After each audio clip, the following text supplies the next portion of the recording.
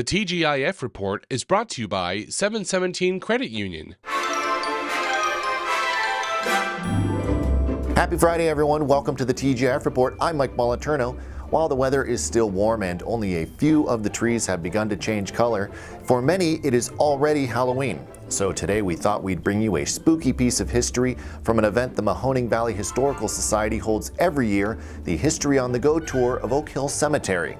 This year's event will take place October 21st from 11 to 4. Here's what you can expect if you go.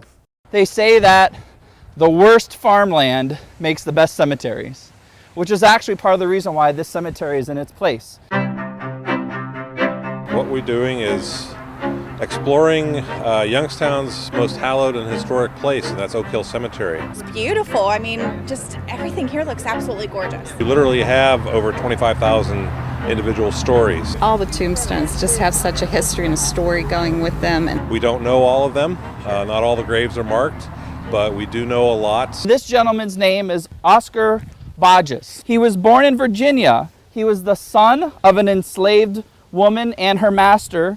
He and his family were freed. He moved to Pennsylvania at the age of 20, and he served in the Civil War. Oscar and Richard, his brother, they're buried with their wives here in single graves. The architecture of the memorial stones themselves and the mausoleums is very interesting as well. I was just blown away by the types of tombstones there are, the different styles and what they're made out of. All the symbolism that goes into it. Cemetery symbols, anchors, chains, hands are clasping. So here's some examples of the trees. There's a small lamb that's been faded away to the left of that. This is a picture from 1889. You'll see a lot more shrubs, cast iron. Over all of that is just the story of the people who are buried here. These are graves of Civil War veterans. This is that whole Powers plot here with the center obelisk.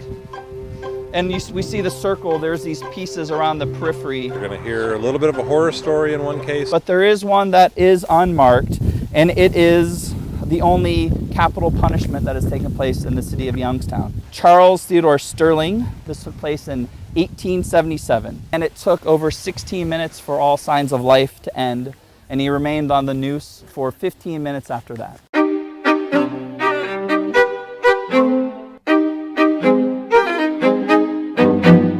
In 1840, the population was 650 people. It was almost like a few streets on your neighborhood, about that size. When people died, the bodies were placed at the corner of Wick and Wood. So right now where the Rayan School is, and there's the First Presbyterian Church, that was the first cemetery. The association was founded in 1852. They bought the property from Dr. Henry Manning in 1854, and then after that they began to develop the cemetery.